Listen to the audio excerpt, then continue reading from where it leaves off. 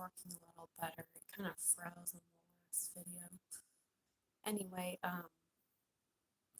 yeah, I'm learning about the abdomen, and I wanted to share some interesting things I learned in the dictionary from about the abdomen. The abdomen is like this part right here. It's let me see the description of what I wrote down. Dun, dun, dun, dun. Money, money, money. Passwords. Goals. Where are medical words? Okay. I'll just read off these words that I wrote down from it. Okay, the abdomen. The portion of the body between the throat. No. It looks like throat is thorax. The portion of the body between the thorax and the pelvis. The abdominal cavity contains the lower portion of the esophagus, the stomach, the intestines, the liver, the spleen, the pancreas, and other visceral organs. Oh, I need to see where the lower part of the esophagus is, because isn't that like in the rib cage area? Okay, because when I think of the abdomen, I think of it being like underneath my jelly rolls. Underneath my whatever you call it. And then going to my pelvis area. Oh yeah, I'll just say it.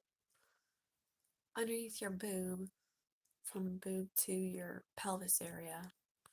That's what I think of as the abdomen, but this is saying it contains the lower portion of the esophagus. So, yeah. The stomach, the intestines, the liver, the spleen, the pancreas, and other visceral organs. The walls of the abdominal cavity are lined with the parietal layer of the peritoneum, a serous membrane. The covering or outermost layer of each organ is formed by the visceral layer of the peritoneum. I gotta look up peritoneum. Let's look that up. Peritoneum. I'll find you again. C. C.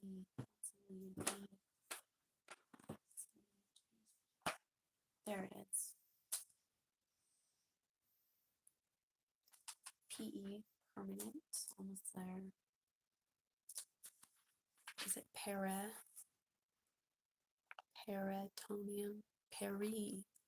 Peritoneum with an I. Oh, here we go.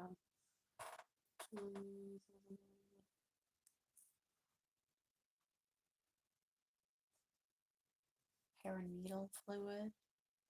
It's got like a whole page related. Let's go to the previous page. It's the first one.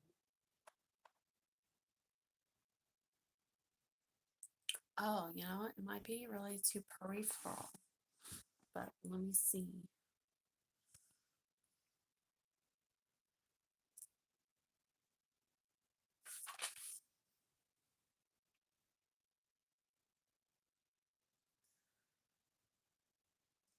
Okay, there's the peritoneal cavity.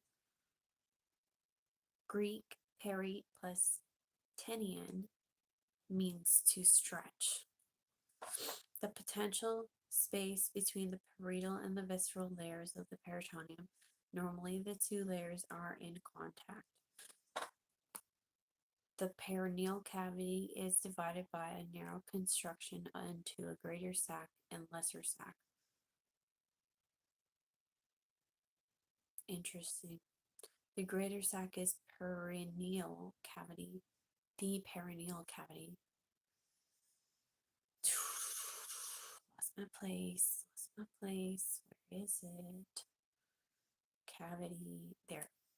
The lesser sac is omental bursa. Omental bursa. The omental bursa is associated with the dorsal surface of the stomach and surrounding structures. See also epiploic foramen. Okay. Then there is peritoneal dialysis, which is very long. Peritoneal dialysis solution, peritoneal endometriosis, parietal fluid. Okay, I'll read that. A natural produced fluid in the abdominal cavity that lubricates surfaces, thereby preventing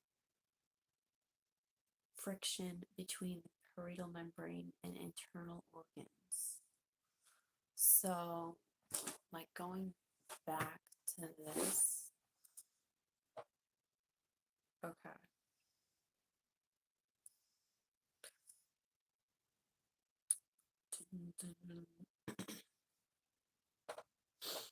Peritoneum. A serous membrane. Saying the peritoneum is a serous membrane. This one, the walls of the abdominal cavity are lined with the parietal layer of the peritoneum, a serous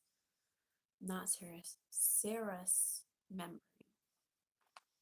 The covering or outermost layer of each organ is formed by the visceral layer of the peritoneum.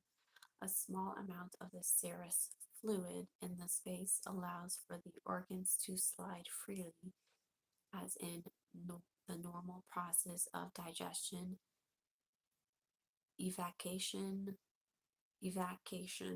and breathing, also called informally the belly. So, yeah, there's that. I love how it's fine though. Get up there. Abdominal adhesion is, so I'm trying, like, my brain is like, what is the solution to this problem? And I'm thinking it has something to do with that fluid that's around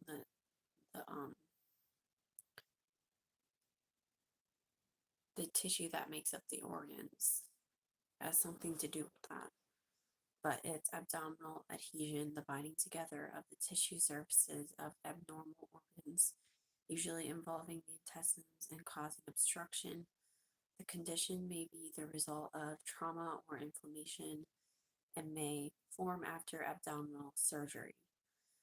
So they're saying it is caused by inflammation and then surgery and trauma to that area. So, like, changing it gets rid of the fluid, which is like really interesting to me because of some things. The patient experiences pain, nausea, and vomiting, and increased pulse rate. Surgery may be required. I'm not sure how much of a increased pulse rate. They just say increased pulse rate. And then, yeah, the vomiting is not good. But, like, if you don't drink enough water, or if you don't drink enough something, wouldn't you get, like, drying out down there? And then you would have abdominal adhesion. But they're saying it's caused by inflammation, which is like water with salt or something, like water with something else in it that like causes it to inflame. because bacteria, isn't it like,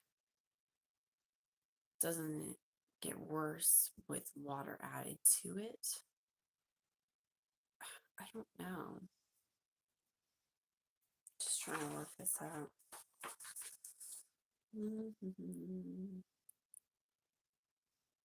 I don't think I should read that. Okay. So I also got this book, which is a bunch of like plants and herbs in the Midwest, trees, shrubs, and flowers of the Midwest. And um, they have this plant called Culver's root, which if you're pregnant, I learned online that you should stay away from that because it could cause a baby to be aborted. But it's the first plant in that book. It's like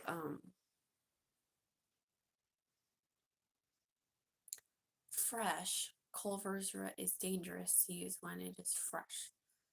This plant may cause a baby to be aborted. It was what I wrote. The fresh root is a violent, cathartic, a purgative.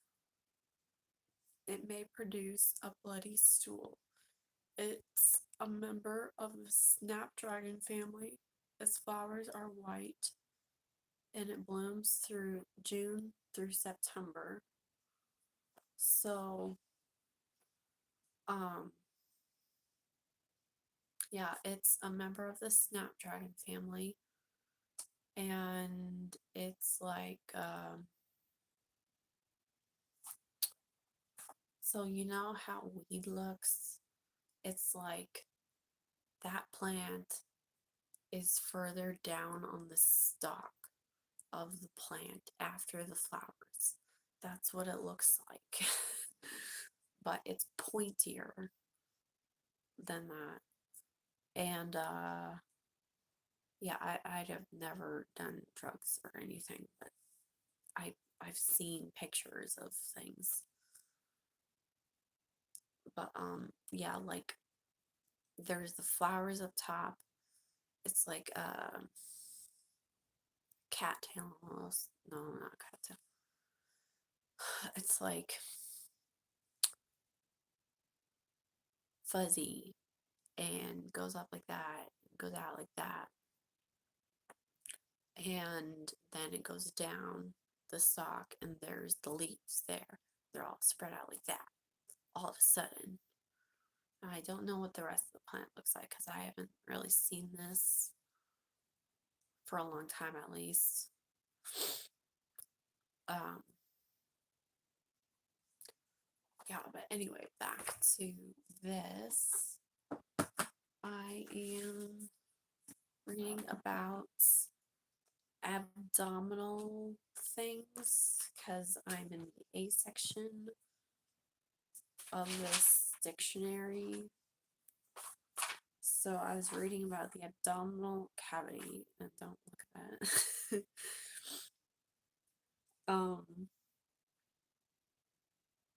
Let's see.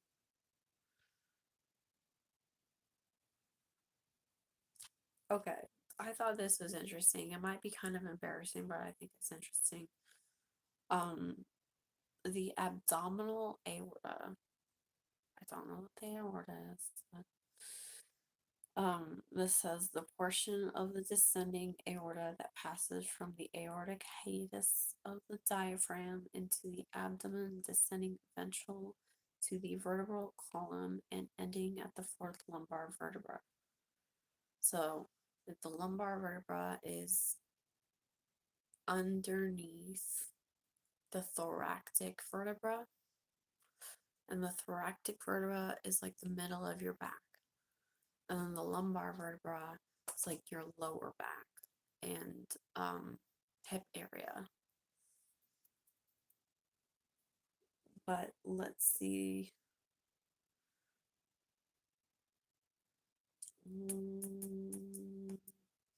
Where it divides into the two common iliac arteries. So it ends at the fourth lumbar vertebra. And I need to see if it goes up or down. Okay, where it divides into the two common iliac arteries, it supplies many different parts of the body, such as the testes, ovaries, kidneys, and stomach. Its branches are the celiac, superior mesenteric, inferior mesenteric, middle suprarenal, renal, testicular, ovarian, inferior phrenic, lumbar, middle sacral, and common iliac arteries. See also the descending aorta, compare thoracic aorta.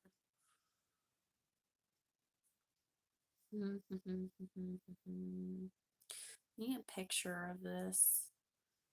I don't see a picture of this, but yeah.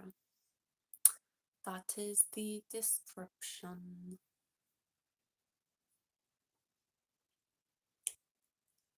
And then there's abdominal aortography. It's the process of producing a radiograph of the abdominal aorta using the radiopaque contrast medium.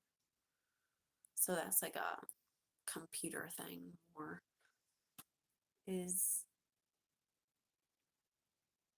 they use a contrast medium. Interesting.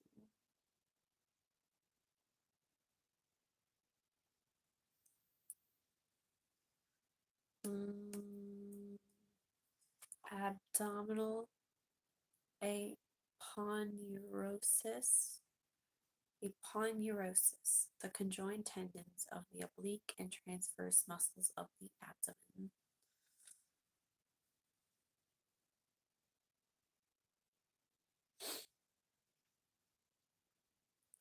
So, abdominal bandage, a supportive bandage commonly used after abdominal surgery. Abdominal binder, a bandage or elasticized wrap that is applied around the lower part of the torso to support the abdomen. An abdominal binder is sometimes applied abdominal surgery to decrease discomfort, thereby increasing the patient's ability to begin ambulatory activities and accelerate convalescence. A kind of abdominal binder is the Scaletus binder. Dun, dun, dun, abdominal breathing. So this is like for singing. It's like really good for singing. Abdominal breathing. Breathing in which the majority of ventilatory work is done by the diaphragm and the abdominal muscles. It is sometimes used to treat respiratory deficiencies. The patient is trained to strengthen the contractile force of the abdominal wall muscles so as to elevate the diaphragm and empty the lungs. The patient places a hand on the epigastrum during training to focus attention on that portion of the body. So I guess it's saying that if you practice singing, it can help treat some respiratory deficiencies. What it said. Hold on. Respiratory deficiencies. Yep.